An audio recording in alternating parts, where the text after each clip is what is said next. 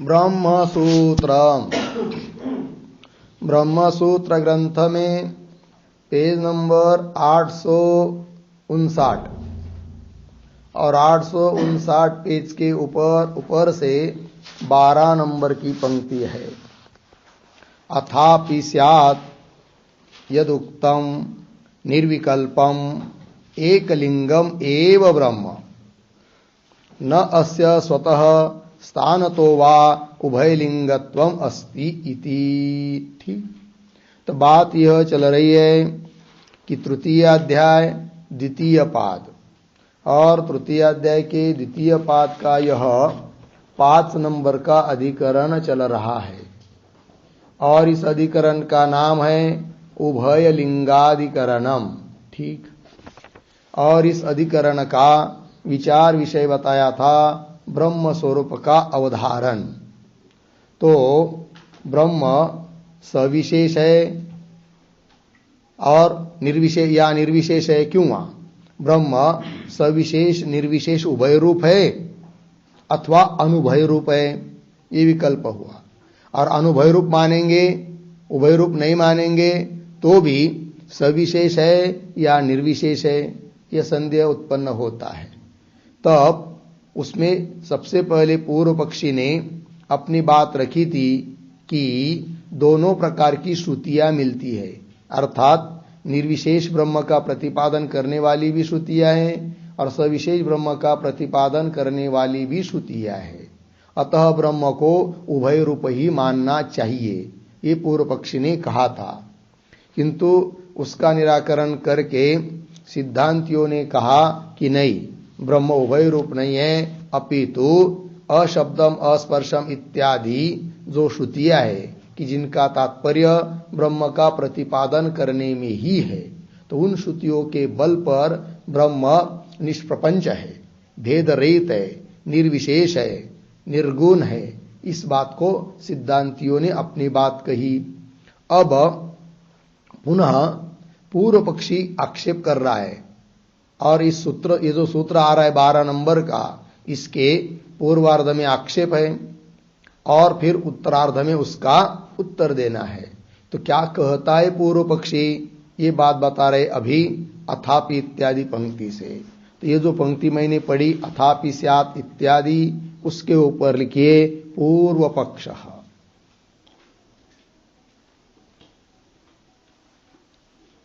ठीक है, और अथापि के पहले एक छोटा सा वाक्य भी लिख लेते हैं अवतरण के रूप में। तो लिखेंगे निर्विशेष श्रुतौ सत्याम, निर्विशेष श्रुतौ सत्याम अपि, सत्याम अपि सविशेषस्य अपि श्रुतेः, सविशेषस्य अपि श्रुतेः सत्वात्, सत्वात् ब्रह्मणः, ब्रह्मणः उभय रूपत्वं स्यात्, उभय रूपत्वं स्यात् इति शंकां व्याचष्टे, इति शंकां व्याचष्टे अथापि इति। ठीक, देखो भाई अर्थ। तो पूर्व पक्षी का अभिप्राय है कि जैसे निर्विशेष ब्रह्म का प्रतिपादन करने वाली श्रुतियां हैं, उसी प्रकार सविशेष ब्रह्म का प्रतिपादन करने वाली भी श्रुतियां है। इसलिए ब्रह्म को केवल निर्विशेष रूप ही न मानकर उभय रूप मानना चाहिए, ऐसी शंका, वही उसी शंका को कह रहे। देखिए अथापि स्यात् यदुक्तम निर्विकल्पम एकलिंगम एव ब्रह्म न अस्य स्वतः स्थानतः वा उभयलिंगत्वम अस्ति इति। ठीक, थोड़ा सा शब्दों का अन्वय। अथापि स्यात् यदुक्तम, उसके बाद में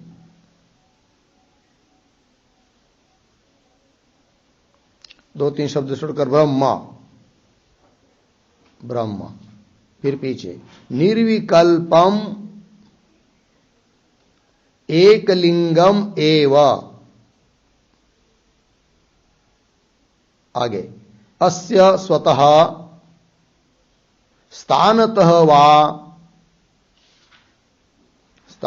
वा उभयलिंगत्वम,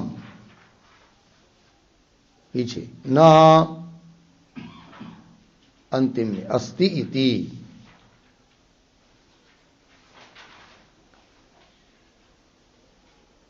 ठीक है, देखो भाई अर्थ। अथापि, अथापि मतलब क्या? अथापि शब्द का अर्थ लिखिए, श्रुतिभिः ब्रह्मणः निर्विशेषत्वे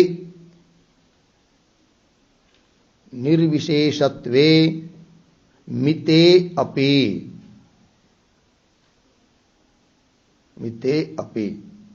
ठीक, मतलब क्या?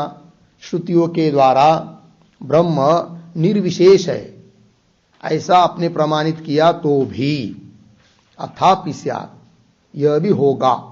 क्या जी? यदुक्तम, क्या? कि ब्रह्म निर्विकल्पम एकलिंगम एवं, ब्रह्म निर्विकल्प, विकल्प रहित अर्थात निष्प्रपंच, अर्थात भेद रहित, अर्थात निराकार, ऐसा ही है। ये जो आपने सिद्धांति ने कहा, पूर्व पक्षी बोल रहा है।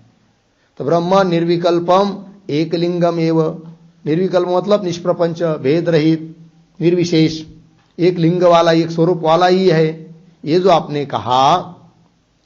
और आगे अस्य नाम ब्रह्मणः स्वतः स्थानतः वा उभयलिंगत्वम न अस्ति इति, ये भी आपने कहा कि अस्य ब्रह्मणः, ब्रह्म का स्वतः नाम स्वभावतः स्वरूपतः उभयलिंगत्व नहीं है।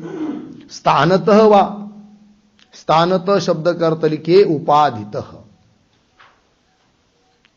ब्रह्म का न तो स्वरूपतः उभयलिंगत्व है, न तो उपाधिकृत उभयलिंगत्व है।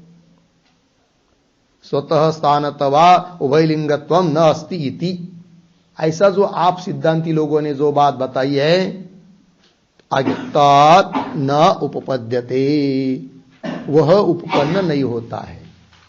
पूर्व पक्षी बोल रहा है सिद्धांतियों को, तत् न उपपद्यते। फिर सिद्धांती पूछेंगे कस्मात्, क्यों, क्या कारण है? हमने बता दिया कि ब्रह्म निर्विशेष है श्रुति के आधार पर, और तुम कह रहे हो कि यह बात हो नहीं सकती है, क्यों, कारण क्या?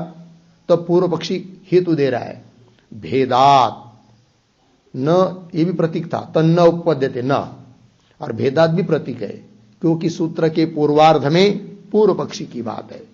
तो पूर्व पक्षी बोल रहा है भेदात मतलब क्या, उसका स्पष्टीकरण कर रहा है कि भिन्ना ही प्रतिविद्यम ब्रह्मणः आकाराः उपदिश्यन्ते।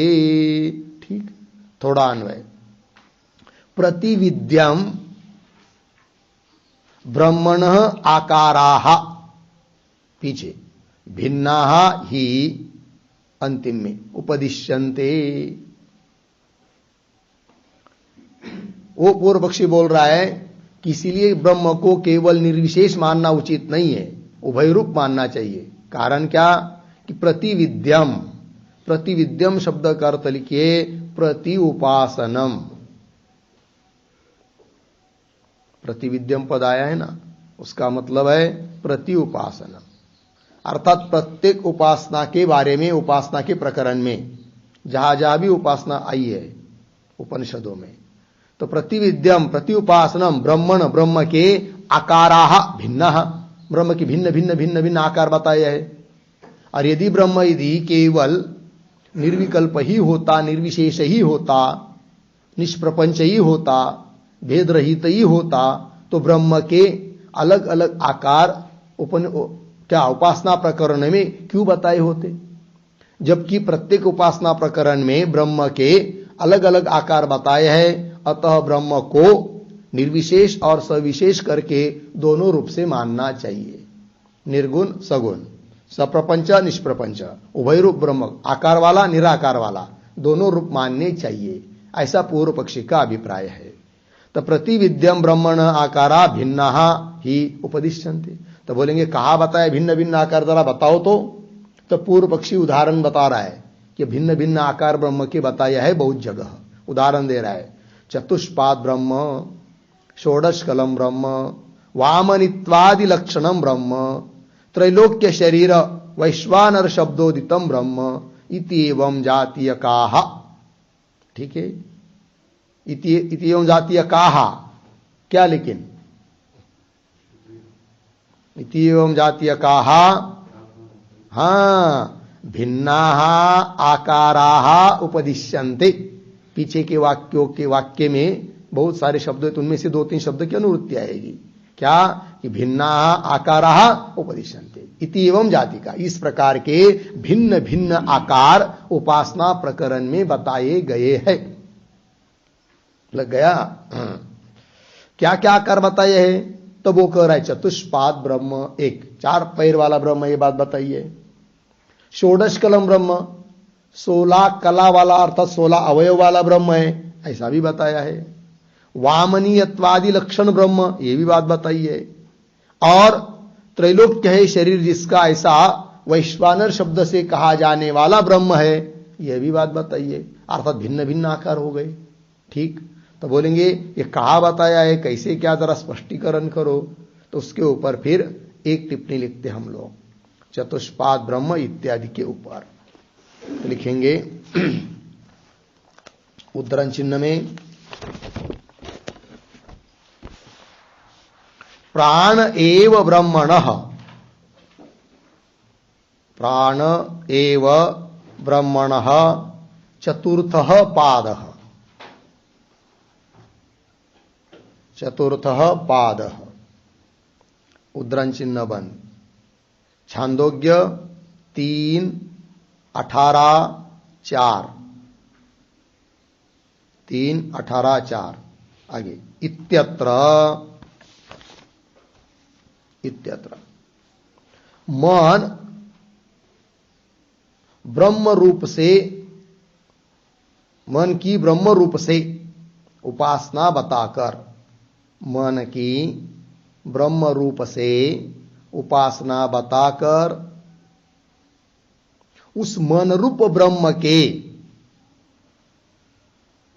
उस मन रूप ब्रह्म के वाणी,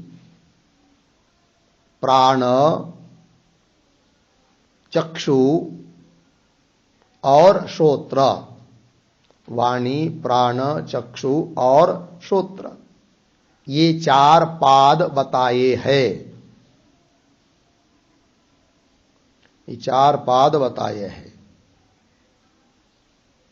पूर्ण विराम। उसी प्रकार षोडश कल, षोडश कल अर्थात ब्रह्म के 16 अवयव बताए हैं।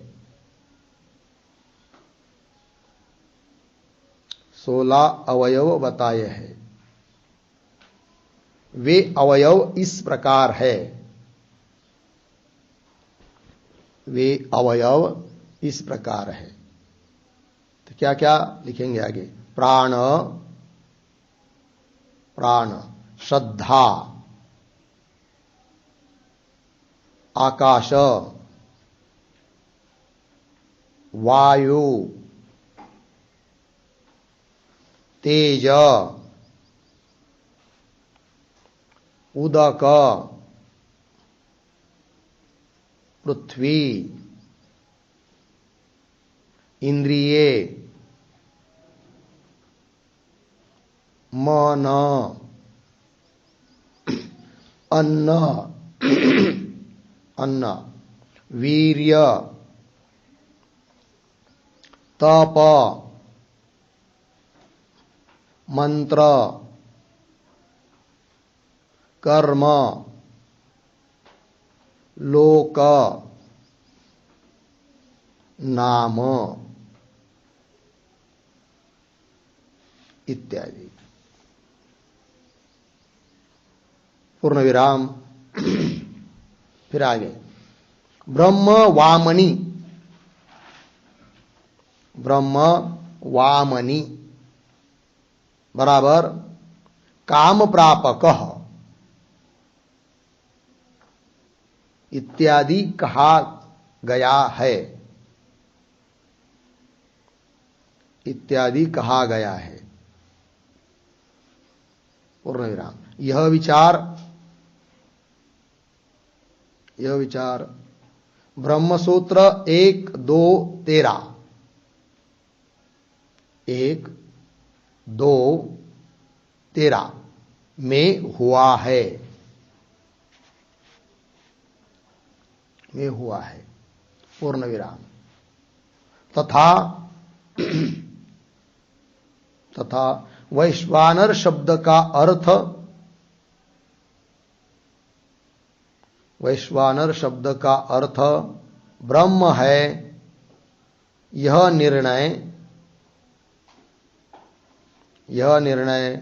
ब्रह्मसूत्र 1, 2, 24 1, 2, 24 में हुआ है।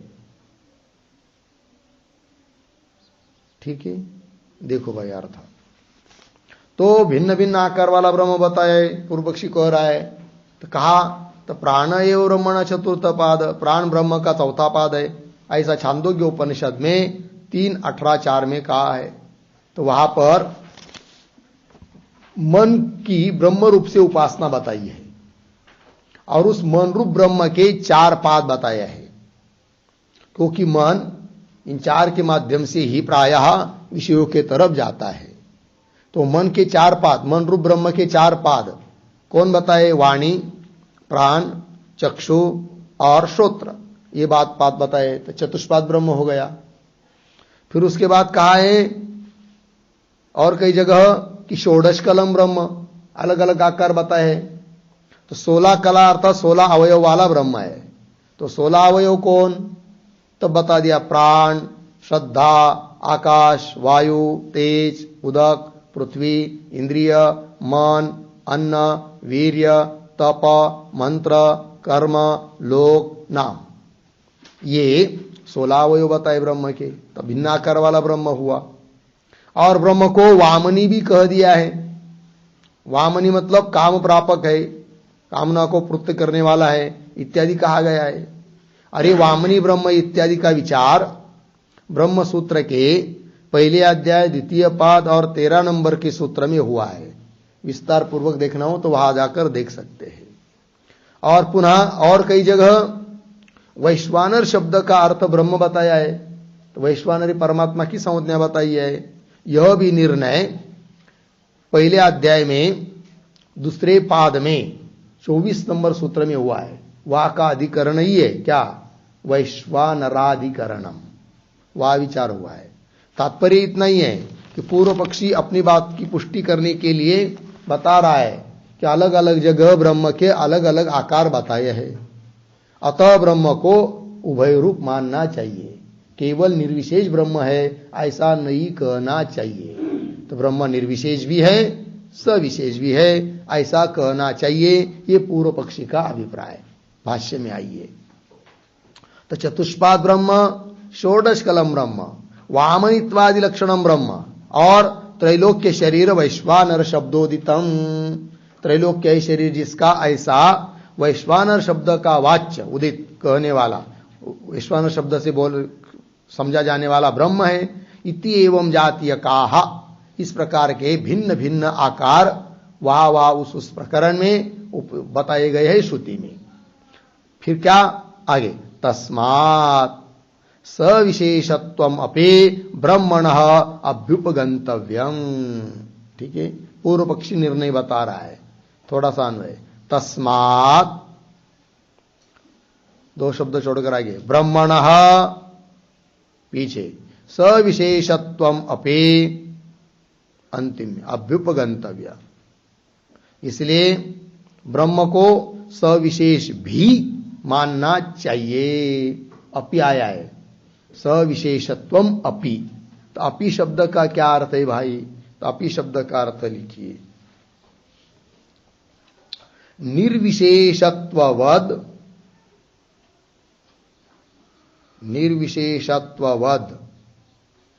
इति अपेहे अर्थः, इति अपेहे अर्थ। ठीक है, मतलब जैसा निर्विशेष आप ब्रह्म को कह रहे ना, उसी प्रकार सविशेष भी मानना चाहिए, उभयरूप मानना चाहिए, ये पूर्व पक्षी का अभिप्राय है। ठीक है, हो गया यहां तक। आगे चलिए। ननु उक्तम न उभय लिंगत्वम ब्रह्मण संभवति इति। तो ये जो पंक्ति है ननु, उसके ऊपर लिखे आक्षेप।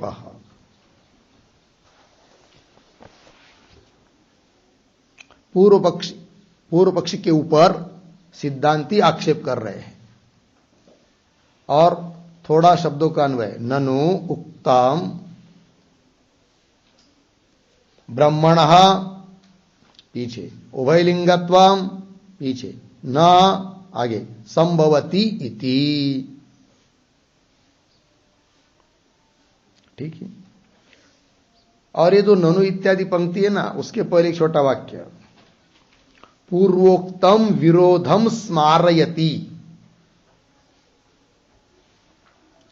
पूर्वोक्तम विरोधम स्मारयति ननु इति। सिद्धांती उसको स्मरण करा रहे हैं पूर्व पक्ष को। क्या कि अरे भाई, पीछे तो हमने बताया था कि एक में दो विरोधी धर्म हो नहीं सकते हैं, तो एक ब्रह्म में सविशेषत्व भी हो, निर्विशेषत्व भी हो, ये कैसा हो सकता है, ये बताया था हमने। तो ननु उक्तम पीछे बताया है क्या, ब्रह्मणा उभयलिंगत्वम न संभवति, उभयलिंग ब्रह्म नहीं हो सकता, ये तो हमने पहले बता चुके हैं। कैसा पुनः तुम बोल रहे हो कि उभयलिंग उभय रूप मान लो ब्रह्म को, ऐसा आक्षेप कर रहे सिद्धांती पूर्व पक्षी के ऊपर। तब पूर्व पक्षी उत्तर दे रहा है, अयम अपि अविरोधः। इसके ऊपर लिखिए पूर्व पक्षिणः समाधानम।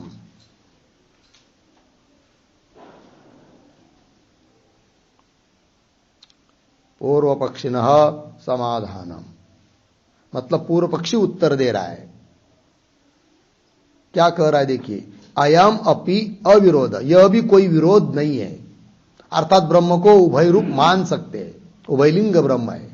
कौन कह रहा है? पूर्व पक्षी। बोलेंगे विरोध क्यों नहीं होगा, एक में विरोध धर्म कैसे हो सकते हैं? तो उत्तर दे रहा है वो हेतु, अयम अपि अविरोध, क्यों? उपाधिकृतत्वात् आकार भेदस्य। आकार का जो भेद है ना, वो उपाधि के कारण है ना, अतः उभय रूप हो सकता है। तो वस्तुतः ब्रह्म निर्विशेष है और आकार वाला है, उपाधि के कारण है, तो दोनों बात बन गई, है कि नहीं? यह अभिप्राय पूर्व पक्षी बोल रहा है। अब इसका खंडन क्यों करते फिर सिद्धांती, जबकि सिद्धांत में भी यही बात है, वस्तुतः मूलतः ब्रह्म कैसा है? निर्विशेष है, निराकार है, और उपाधि के कारण आकार वाला है, तो सिद्धांती भी मानते हैं। तो भी इस पूर्व पक्षी का खंडन क्यों? खंडन इस बात का है, पूर्व पक्षी उपाधिकृत भेद मान रहा है, बात सही, किंतु उस भेद को सत्य मानता है, यही गड़बड़ है। और सिद्धांत में उपाधिकृत भेद है, किंतु वह कल्पित है और वास्तव निर्विशेष है, ऐसा नहीं मानता है वो, इसलिए उसका खंडन करना पड़ता है। तो वही करे, उपाधिकृतत्वात् आकार भेदस्य, आकार का भेद है, वो उपाधिकृत है, पूर्व पक्षी बोल रहा है। इसके ऊपर एक छोटा सा वाक्य लिखिए, तात्पर्य अर्थ, यद्यपि उपाधिकृतः, यद्यपि उपाधिकृतः भेदः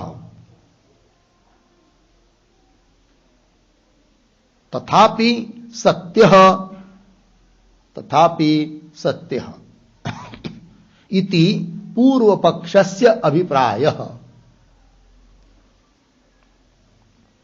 इति पूर्व पक्षस्य अभिप्रायः।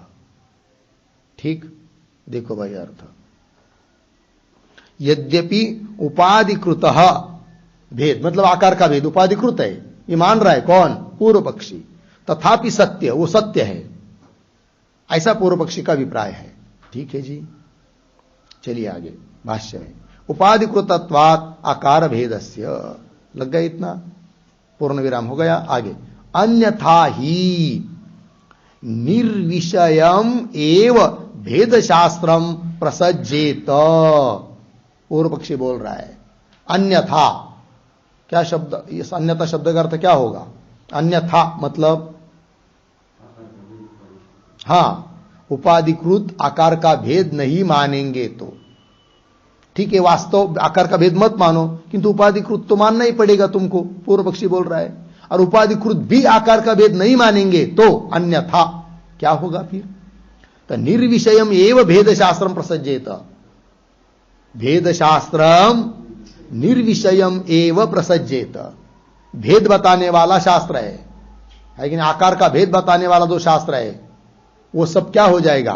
निर्विषय, उसके लिए कोई विषय नहीं बचेगा, अर्थात अप्रामाणित हो जाएगा, व्यर्थ हो जाएगा। और वेद वाक्यों को अप्रामाण्य मानना उनमें वो ठीक नहीं है। सभी वेद वाक्य प्रामाण्य है, उनका प्रमाणित होते हैं, ये कह रहा है। अन्यथा ही भेद शास्त्रम निर्विषयम एव प्रसज्जेत इति चेत। यहां तक पूर्व पक्षी हुआ। फिर आगे सिद्धांती उत्तर दे रहे हैं, किंतु उसके पहले इस पंक्ति में जो लिखा है भेद शास्त्रम निर्विषयम एव प्रसज्जेत, इसके आधार पर एक छोटी सी टिप्पणी लिखते हैं हम लोग।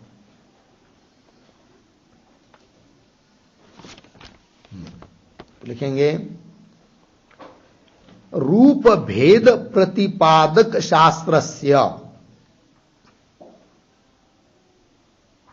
रूप भेद प्रतिपादक शास्त्रस्य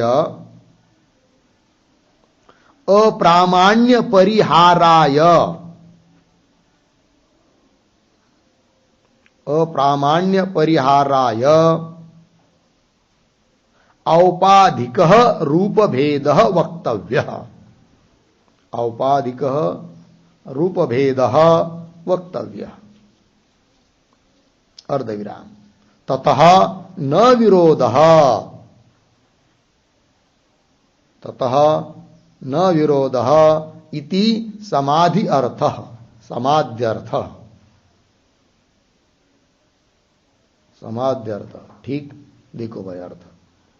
रूप भेद प्रतिपादक शास्त्रस्य, रूप भेद मतलब आकार भेद, भिन्न भिन्न आकार बताने वाला जो शास्त्र है, श्रुति के वाक्य हैं, उनका उनमें अप्रामाण्य न आवे, इसलिए अप्रामाण्य परिहाराय, अप्रामाण्य का निराकरण करने के लिए औपाधिक रूप भेद वक्तव्य, उपाधिकृत रूप का भेद, आकार का भेद मानना ही चाहिए। और उपाधिकृत मान लिया तथा न विरोध, तब कोई विरोध नहीं है, क्योंकि उपाधि रहित विचार करेंगे तो निर्विशेष है, उपाधि को लेकर विचार करेंगे तो सविशेष है, कोई विरोध नहीं, सभी श्रुतियों का समन्वय हो जाएगा। ये कह रहा है कौन? पूर्व पक्षी। इति समाध्यर्थ, समाध्यर्थ मतलब समाधान का तात्पर्य है, पूर्व पक्षी के समाधान का अभिप्राय।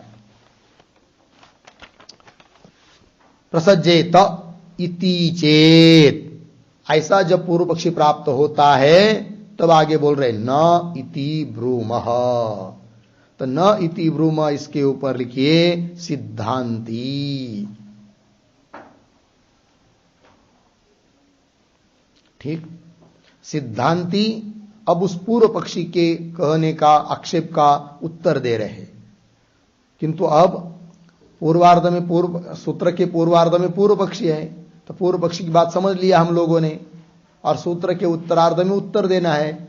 अतः पहले सूत्र का उच्चारण और अर्थ देख लेते हैं, फिर आगे का भाष्य पढ़ेंगे। तो सूत्र है न भेदादिति चेन्न प्रत्येक मतद्वचनात्।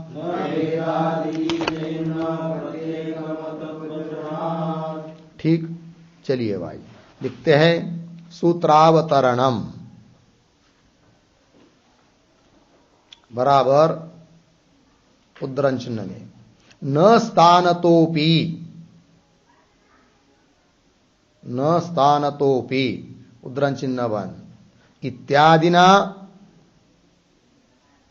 इत्यादिना उक्तम आक्षिप्य समाधत्ते,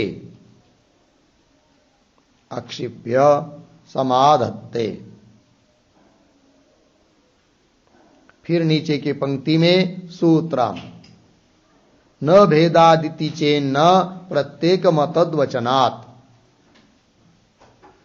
3, 2, 12। खिड़की बंद कर, आवाज नहीं तो। पदच्छेद न भेदात इति चेत न प्रत्येकम अतद्वचनात्, पदच्छेद हो गया। फिर नीचे पदार्थोक्ति ही, प्रतीक न, प्रतीक है न, बराबर सर्वत्र वेदांतेषु, सर्वत्र वेदांतेषु निर्विशेषम ब्रह्म, निर्विशेषम ब्रह्म उपदिश्यते, उपदिश्यते इति यद उक्तम, इति यद उक्तम अर्धविराम तद न युक्तम, तद न युक्तम पूर्ण विराम। आगे कौंस में लिखिए कुतः प्रश्न चिन्ह,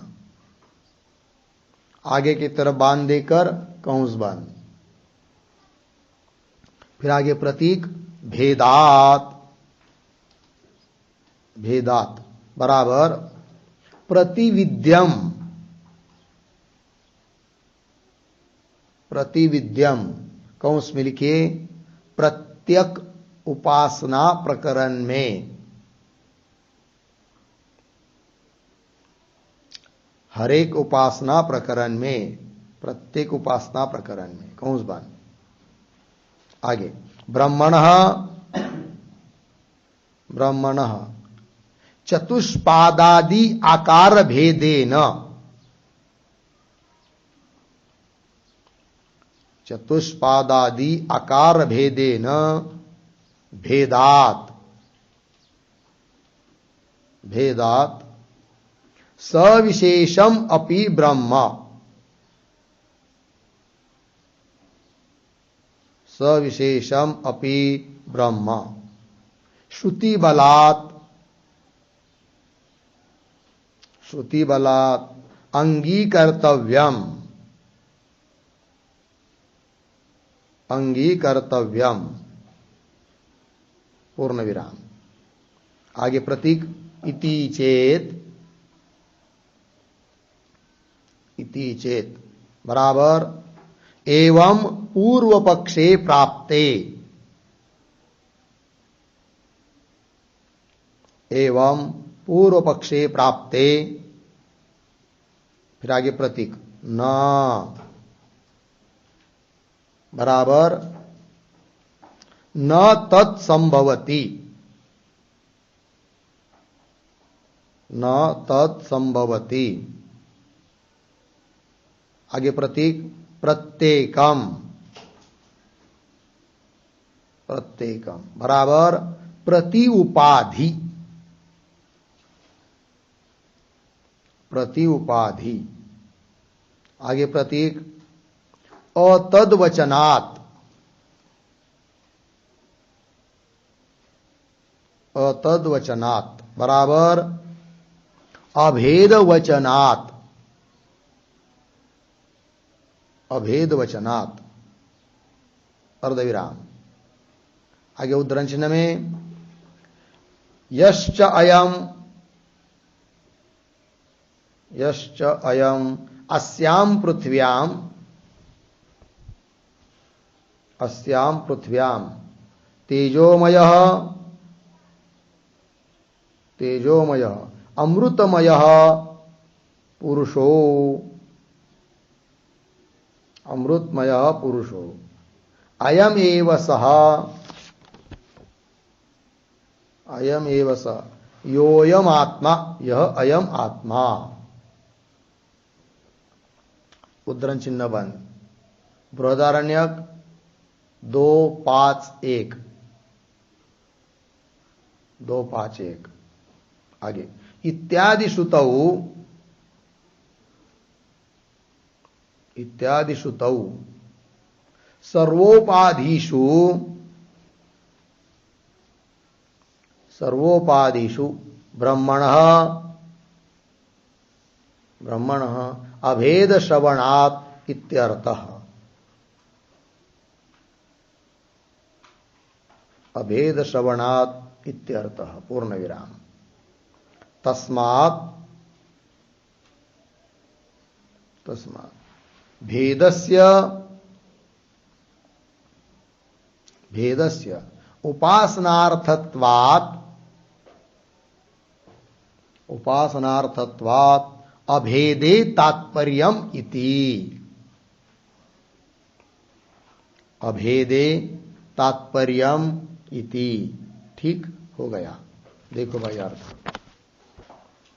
तो सूत्रावतरण में लिख रहे हैं क्या कि न स्थानत अपि इत्यादि न उक्तम आक्षिप्य समादत्ते। तो पीछे का सूत्र जो था न स्थानतोपि परस्य उभयलिंगम सर्वत्र ही, इस सूत्र में जो बात बताई थी कि उपाधिकृत भी, उपाधि को लेकर भी क्या ब्रह्म का उभयलिंगत्व नहीं हो सकता है, ये जो सिद्धांति ने बात कही थी उसके ऊपर पूर्व पक्षी आक्षेप करता है और सिद्धांति उत्तर देते हैं इस 12 नंबर के सूत्र में। फिर सूत्र आया न भेदादिति चेन्न प्रत्येकम अतद्वचनात्। पदार्थोक्ति में लिख रहे हैं न मतलब क्या, सर्वत्र वेदांतेषु निर्विशेषम ब्रह्म उपदिश्यते इति यदुक्तम। पूर्व पक्ष बोलता है कि सभी वेदांतों में निर्विशेष ब्रह्म का ही उपदेश किया है, इति यदुक्तम। यह बात जो तुमने कही न तद न युक्तम, वह युक्त नहीं है। बोलेंगे क्यों, कुतः। तो पूर्व पक्षी हेतु दे रहा है भेदात। भेदत का मतलब प्रतिविद्यम, प्रति उपासनम, प्रत्येक उपासना प्रकरण में ब्रह्म का अलग अलग आकार बताया है। तो ब्रह्मण चतुष्पादादि आकार भेदेन, कई पर ब्रह्म को चतुष्पाद कह दिया है, कई पर षोडश कल कह दिया है, षोडश कला वाला है, ऐसा आकार अलग अलग बताया है ब्रह्म का। तो ब्रह्मण चतुष्पादादि आकार भेदेन भेदात, इसलिए ऐसा भेद होने से सविशेषम अपि ब्रह्म श्रुति बलात् अंगीकर्तव्य। अतः ब्रह्म को सविशेष भी मानना चाहिए श्रुति के आधार पर, यह बोल रहा है पूर्व पक्षे। इति चेत एवं पूर्व पक्षे प्राप्ते सति। फिर सिद्धांति उत्तर दे रहे न, मतलब न तत्संभवती, पूर्व पक्षी का कहना ठीक नहीं है। बोलेंगे क्यों, तो हेतु दे रहे प्रत्येकम अतद्वचनात्। तो प्रत्येक मतलब प्रति उपाधि, प्रत्येक उपाधि में उस उपासना प्रकरण में उस उपाधि को लेकर जो भी ब्रह्म का भेद जहां जहां बताया है, फिर भेद बताने के बाद सभी जगह एक वाक्य जरूर होता है कि यह ब्रह्म नहीं है, अर्थात उपाधि को लेकर ब्रह्म का वास्तव स्वरूप नहीं है, ऐसा बताया रहता है। वही कह रहे अतद्वचनात्, मतलब अभेद वचनात्, है कि नहीं। सभी जगह बताया है क्या, इन सभी उपाधियों में जो ब्रह्म एक ही है, ये बात बताइए। उपाधिकृत भेद कल्पित है, ये इससे अर्थ निकल आता है। तो बोलेंगे उदाहरण दे रहे यश्चायम, जो यह अस्याम पृथ्व्याम, इस पृथ्वी में तेजोमय अमृतमय पुरुष, तेज स्वरूप अमृत स्वरूप पुरुष है। अयम एव सह, यह अयम आत्मा, वही यह आत्मा है जो इस पृथ्वी में, अर्थात पृथ्वी आदि उपाधि जो है वह आत्मा नहीं है। इन पृथ्वी आदि उपाधियों में जो तेज स्वरूप तत्व है ना, वह आत्मा है, अर्थात उपाधि से भिन्न ही बताया सभी जगह। अतद्वचनात् ये कह दिया है। इत्यादि श्रुतौ, क्या बताया, सर्वोपादिषु, सभी उपाधियों में ब्रह्मणः अभेद श्रवणात्। उपाधि अलग अलग बताने पर भी सभी उपाधियों में अनुस्यूत ब्रह्म एक ही है, ऐसा बताया है। अर्थात उपाधि को लेकर ब्रह्म बताने में श्रुति का तात्पर्य नहीं है, अर्थात उपाधिकृत भेद कल्पित है, यह बात। सर्वोपादिषु ब्रह्मण अभेद श्रवणात् इत्यर्थ। तस्मात्, फिर भेद क्यों बताया है, आकार क्यों बताया अलग अलग, तब उत्तर दे रहे तस्मात् भेदस्य उपासनार्थत्वात्। उस व्यक्ति को, उस अधिकारी को वैसी वैसी उपासना कर पाए, उपासना करने के लिए अलग अलग आकार बताया है।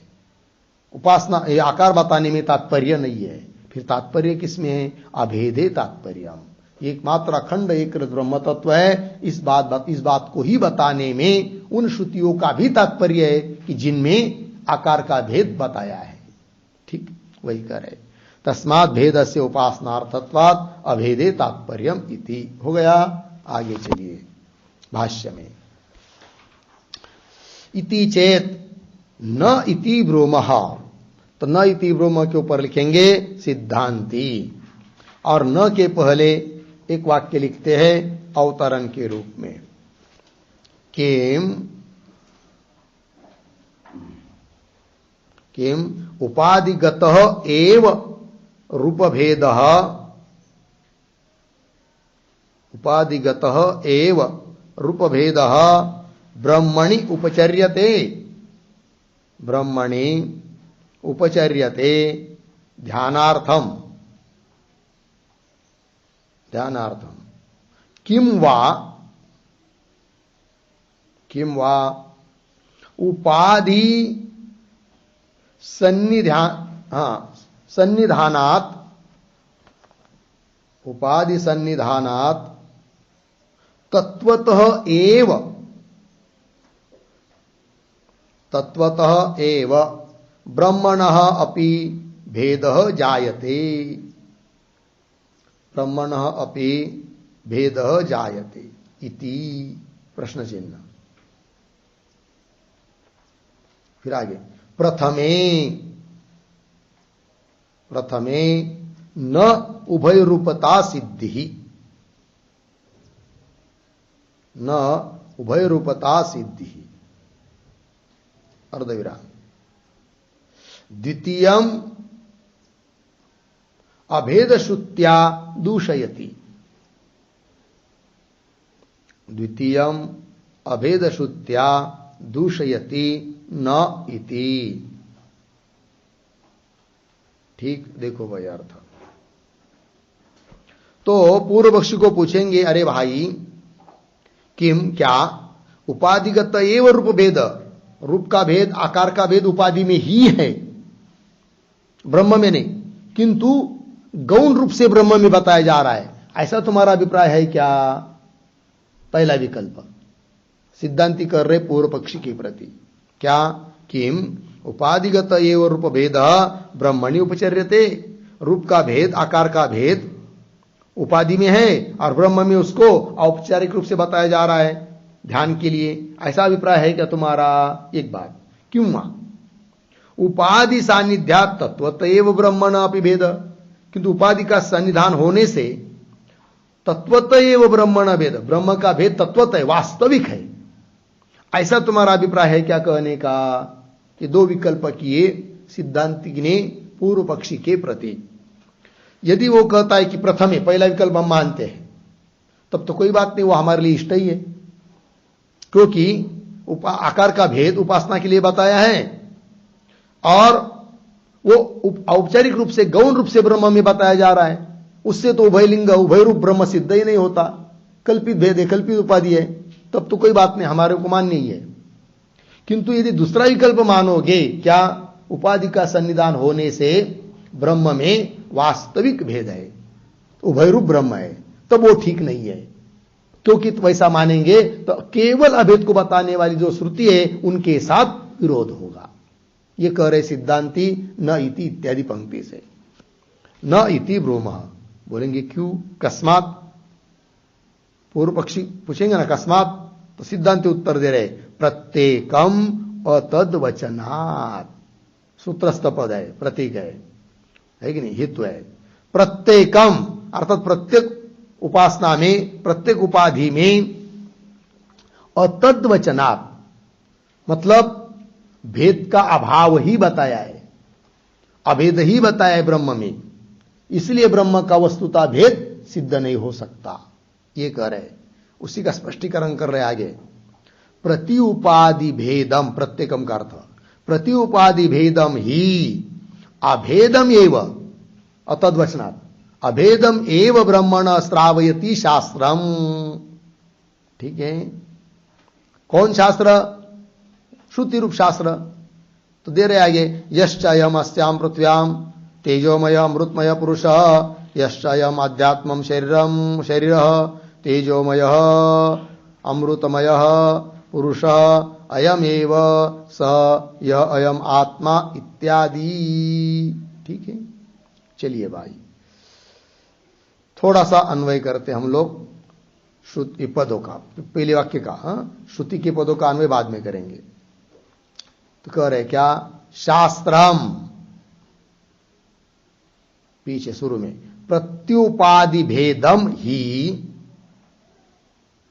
एक शब्द छोड़कर आगे ब्रह्मण, पीछे अभेदम एव श्रावयति। ठीक है, शास्त्र मतलब श्रुति रूप शास्त्र। क्या, प्रति उपाधि भेदम, प्रत्येक उपाधि को लेकर जो भेद बताया है वह ब्रह्मण अभेदमेव श्रावयति, भेद बताने के बाद ब्रह्म का अभेद ही सभी जगह बताया है, शास्त्र बताता है। कौन शास्त्र? श्रुति रूप शास्त्र। तो कौन है वो? दे रहे आगे, यश्च अयम अस्याम पृथ्व्याम तेजोमयः, इतने का अन्वय। अस्याम पृथ्व्याम, पीछे यह अयम, आगे तेजोमयः। ठीक, तो इस पृथ्वी रूप उपाधि में यह अयम, जो यह तेजोमय, तेज स्वरूप अमृतमय पुरुष है, यश्चायम, और जो अध्यात्मम शरीर, अर्थात शरीर के मध्य, शरीर के भीतर है कि नहीं, अधि आत्मा, शरीर के भीतर तेजोमय अमृतमय पुरुष, तेज स्वरूप अमृत स्वरूप पुरुष है। अयमेव स, यह अयम आत्मा, वही यह है जो आत्मा है। अर्थात सभी जगह आत्मा का भेद बताया है। पृथ्वी रूप उपाधि लग गई तो भी, शरीर रूप उपाधि लग गई तो भी, इन सभी उपाधियों में आत्मा का, ब्रह्म का अभेद ही बताया है। अतः ब्रह्म का भेद वास्तव नहीं हो सकता है। लग गया जी? चलिए इत्यादि आगे, अतश्च न भिन्नाकार योग ब्रह्मण शास्त्रीय इति शक्यते वक्तुम। क्यों? भेदस्य उपासनार्थत्वात् अभेदे तात्पर्यात्। ठीक है, थोड़ा शब्दों का अन्वय करते हैं। अतश्च, दो शब्द छोड़कर आगे ब्रह्मणः, पीछे भिन्नाकार योग, आगे शास्त्रीय इति, एक शब्द छोड़कर आगे वक्तुम, फिर पीछे का न जो शुरू में आया ना, फिर आगे शक्यते, फिर भेद भेदस्य उपासनार्थत्वात् अभेदे तात्पर्यात्। और देखिए अतश्च, और अतश्च के पहले भी एक पंक्ति लिखते हैं छोटे से अवतरण के रूप में, कल्पद्वय फलम आह, कल्पद्वय फलम आह अतः इति। ठीक, दो विकल्प करके जो पूछा था सिद्धांति ने पूर्व पक्षी को, उसका फल तात्पर्य क्या? तब कह रहे अतश्च ब्रह्मण भिन्नाकार योग।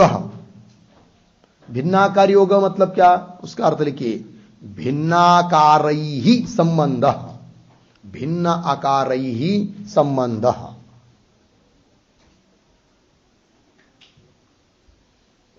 ठीक, देखो भाई अर्थ, अतश्च इसलिए ब्रह्म का जो भिन्न भिन्न आकार के साथ संबंध है, योग है, वह शास्त्रीय इति वक्तुम न शक्यते। शास्त्रीय, शास्त्रीय का अर्थ लिखिए शास्त्र प्रतिपाद्य,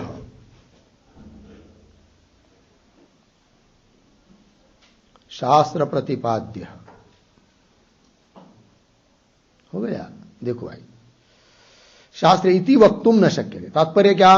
ब्रह्म का जो भिन्न भिन्न आकार के साथ, उपाधि के साथ संबंध बताया है, वह शास्त्रीय, शास्त्र के द्वारा प्रतिपादित है। इति वक्तुम न शक्यते, ऐसा नहीं कह सकते। बोलेंगे क्यों? साक्षात श्रुति शास्त्र है जो भेद का आकार का प्रतिपादन कर रहा है। तब कह रहे आगे भेदस्य उपासनार्थत्वात् अभेदे तात्पर्यात्। भेद जो बताया, आकार जो बताया है ना, वो उपासना के लिए बताया है, न कि सचमुच भेद है इस बात को बताने के लिए। तात्पर्य तो अभेद बताने में ही है। वही कह रहे भेदस्य उपासनार्थत्वात्, और अभेदे तात्पर्यात्, अभेद में ही उन श्रुतियों का तात्पर्य है। ये बात हो गई, हो गया ना ये सूत्र। न भेदात इति चेन्न न प्रत्येकम अतद्वचनात्। ठीक है, तो वही रूप ब्रह्म नहीं है, एक रूप निर्विशेष ही ब्रह्म है, इस बात की सिद्धि हो जाती है। ठीक, चलते हैं आगे। आगे का सूत्र देखेंगे। अपि चैव मेके। ठीक, चलिए सूत्र का अर्थ पहले लिख लेते हैं, फिर उसके ऊपर जो भाष्य है उसको पढ़ते हैं। लिखेंगे सूत्रावतरणम बराबर भेद दर्शन निंदापूर्वकम, भेद दर्शन निंदापूर्वकम अभेदोपदेशात् अपि, अभेदोपदेशात् अपि न तत्वभेदः शास्त्रीयः, न तत्वभेदः शास्त्रीयः इति आह। फिर सूत्रम, नीचे की पंक्ति में सूत्रम, अपि चैव मेके 3, 2, 13 पदच्छेद अपि च एवं एके। फिर नीचे पदार्थोक्ति, प्रतीक है अपि च बराबर तथा च, तथा च। फिर आगे प्रतीक एके, एके बराबर शाखिनः, शाखिनः। फिर आगे प्रतीक एवं बराबर भेद निंदापूर्वकम, भेद निंदापूर्वकम अभेद दर्शनम एव, अभेद दर्शनम एव ब्रह्मणः, ब्रह्मणः अर्धविराम। फिर आगे उद्धरण चिन्ह में मृत्योः सह मृत्युम आपनोति, मृत्योः सह मृत्युम आपनोति य इह नानेव पश्यति, य इह नाना इव पश्यति। उद्धरण चिन्ह 1 कठोपनिषद 4:11 अर्धविराम। दूसरे उद्धरण चिन्ह में निह नानास्ति किंचन न इह नाना अस्ति किंचन। उद्धरण चिन्ह 1 कठोपनिषद 4:12 इत्यादिना समामनन्ति, इत्यादिना समामनन्ति इति सूत्रार्थः। ठीक, देखो भाई अर्थ। तो सूत्रावतरण में लिख रहे हैं कि भेद दर्शन निंदा पूर्वकम, भेद दर्शन की क्या की है? निंदा, भेद देखने वाली की निंदा की है, और अभेद का उपदेश किया है। तो अभेद उपदेशादपि, इससे भी सिद्ध होता है कि न तत्व भेद शास्त्रीय, वास्तविक तत्व का भेद नहीं है, ब्रह्म का भेद नहीं है, शास्त्र का उसमें तात्पर्य नहीं है। वही बात। फिर सूत्र आया अपीच एवं एके, अपीच तथा च, उसी प्रकार एके, एके मतलब शाकिन, एके शाकिन, कुछ शाखा वाले लोग। क्या जी? एवं, इस प्रकार पाठ करते हैं, पढ़ते हैं। एवं कैसा? भेद निंदा पूर्वकम अभेद दर्शनम एव ब्रह्मण समावनन्ति, भेद की निंदा पूर्वक अभेद दर्शन ही ब्रह्म का बताते, कथन करते हैं। बोलेंगे कैसे? कहा तो श्रुति दे रहे, मृत्यो स मृत्युम आपनोति यह इह नाना इव पश्यति, यह जो कोई, यह इस ब्रह्म तत्व में नाना इव पश्यति, नाना की तरह देखता है, भेद देखता है, तो भेद की निंदा हुई। जो भेद देखता है उसको क्या फल? तो मृत्यो हो सह मृत्युम आपनोति, सह वह एक मृत्यु से दूसरे मृत्यु को प्राप्त होता है। जन्म मरण संसार को ही प्राप्त होता है। अतः भेद नहीं देखना चाहिए। इसका मतलब भेद की क्या हुई है? निंदा। और आगे, न यह नाना अस्ति किंचन, यह किंचन नाना न अस्ति। अभेद का प्रतिपादन या बिल्कुल नाना नहीं है, अर्थात अभेद ही है।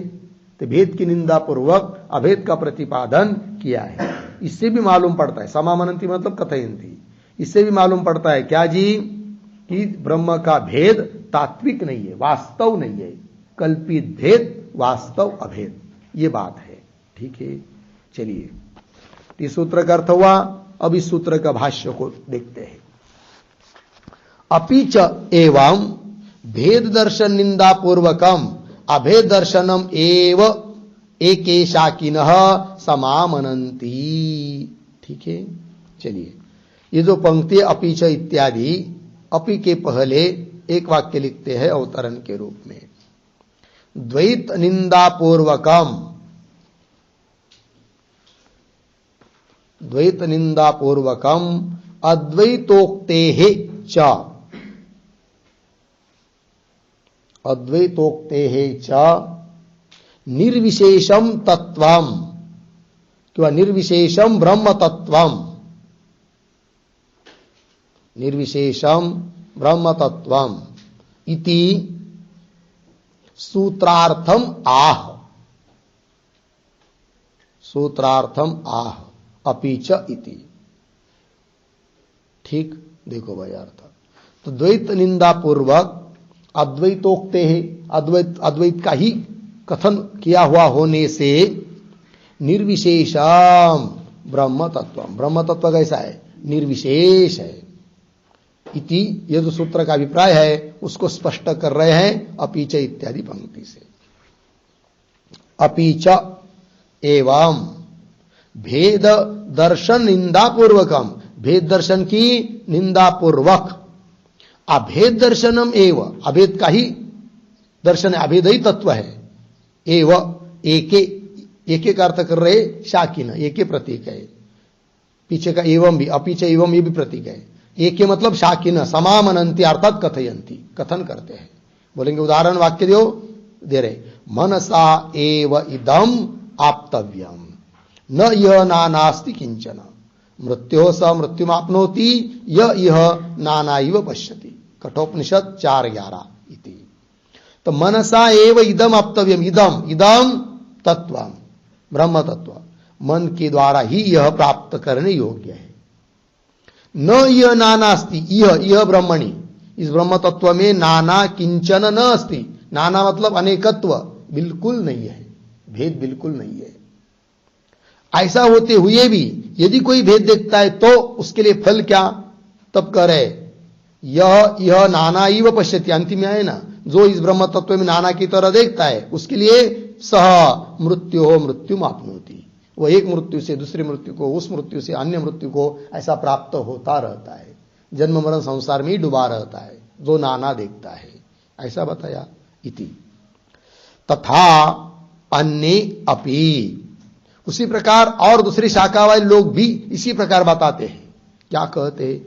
भोक्ता भोग्यम प्रेरितारम च मत्वा सर्वम प्रोक्तम त्रिविधम ब्रह्म में तत् इति समस्तस्य भोग्य भोक्तृ नियंतृ लक्षणस्य प्रपंचस्य ब्रह्मैक स्वभावताम अभिधीयते। ठीक है, तो श्रुति दिया है, तो श्रुति के पदों का थोड़ा अन्वय शुरू से, भोक्ता भोग्यम प्रेरितारम च मत्वा, यहां तक ठीक, मत्वा, फिर अंतिम में आया है में, पीछे त्रिविधाम, पीछे प्रोक्तम, तत् अंतिम में तत्, फिर पीछे सर्वम, आगे ब्रह्म, तत्सर्वम ब्रह्म। ठीक है, चलिए इस श्रुति का थोड़ा सा अर्थ लिख लेंगे। तो लिखते हैं, प्रतीक है भोक्ता, भोक्ता बराबर जीव, फिर आगे प्रतीक भोग्यम, शब्दादि, विषयम अर्धविराम तत् उभयम प्रेर्यम, तत् उभयम प्रेर्यम अर्धविराम। फिर आगे प्रेरितारम च प्रतीक है, प्रेरितारम च बराबर नियंतारम ईश्वरम, नियंतारम ईश्वरम आगे प्रतीक मत्वा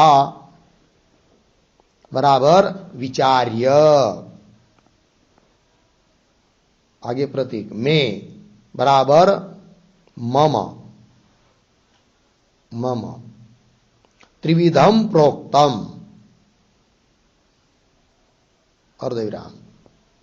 आगे तत्सर्वम ब्रह्म एव, तत्सर्वम ब्रह्म एव इति जानीयात इत्यर्थः,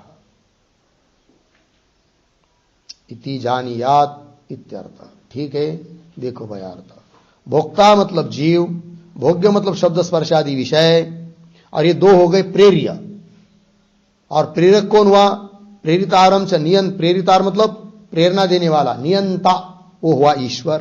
तो तीन बात हो गई, भोक्ता भोग्य जो कि प्रेर्य है, और प्रेरिता नियंता ईश्वर। इन तीनों को मत्वा विचार्य, विचार करके मैं मतलब मम त्रिविधम प्रोक्तम, अर्थात मैंने तीन बातों का ये प्रतिपादन किया है, किंतु ये तीन वस्तुतः तीन नहीं है, तत्सर्वम ब्रह्म एव, वो सब तो वस्तुतः ब्रह्म ही है। इति जानियात, ऐसा ऐसा बताया है, अर्थात ब्रह्म का भेद ही बताया सभी जगह, सभी उपाधियों में, वही बात बताई जा रही है। आगे चलिए भाष्य में, इति समस्तस्य भोग्य भोक्तृ नियंतृ लक्षणस्य प्रपंचस्य ब्रह्म एक स्वभावताम अधीयते। ठीक है ना, कैसा पढ़ेंगे? थोड़ा अन्वय, इति आगे भोग्य भोक्तृ नियंतृ लक्षणस्य, पीछे समस्तस्य, आगे प्रपंचस्य, हो गया आगे सरल है। इस प्रकार भोग्य भोक्ता और नियंता लक्षण से नियंता स्वरूप समस्त प्रपंच का क्या जी? ब्रह्म एक स्वभावताम, एकमात्र ब्रह्म स्वभाव ही है, ब्रह्म स्वरूप ही है। अधीयते, ऐसा पाठ करते हैं, कथन करते हैं, ब्रह्म से अतिरिक्त और कुछ नहीं है। तो सभी जगह ब्रह्म का अभेद ही बताया है। अतः जिन श्रुतियों में आकार का प्रतिपादन किया है, रूप का प्रतिपादन किया है, वहां पर भी आकार का प्रतिपादन करने में श्रुति का तात्पर्य नहीं है, वहां पर उपासना करने में तात्पर्य है। और तात्पर्य किसमें? तो जिन श्रुतियों में आकार का भेद बताया है, रूप भेद बताया है, उनका भी तात्पर्य अभेद बताने में ही है। और कुछ श्रुतियां ऐसे निषेधवाचक अशब्दम इत्यादि, उनका तो तात्पर्य ब्रह्म का स्वरूप बताने में ही है। अतः वस्तुतः ब्रह्म का वास्तविक स्वरूप निर्विशेष ही है, निष्प्रपंच ही ब्रह्म का स्वरूप है, निराकार ही ब्रह्म का स्वरूप है, निर्गुण ही वस्तु का, निर्गुण ही ब्रह्म का वास्तविक स्वरूप है। ठीक है, और आकार आदि जो बताए वह औपाधिक कल्पित है, उपासना के लिए है। यह अर्थ निकल आया, यह सिद्धांत हुआ। ठीक, फिर आगे पुनः आक्षेप कर रहा है पूर्व पक्षी, उसका उत्तर 14वें सूत्र से देना है, किंतु उसका विचार हम लोग कल करेंगे। ओम पूर्णमदः पूर्णमिदं पूर्णात् पूर्णमुदच्यते पूर्णस्य पूर्णमादाय पूर्णमेवावशिष्यते। ओम शांति शांति शांति।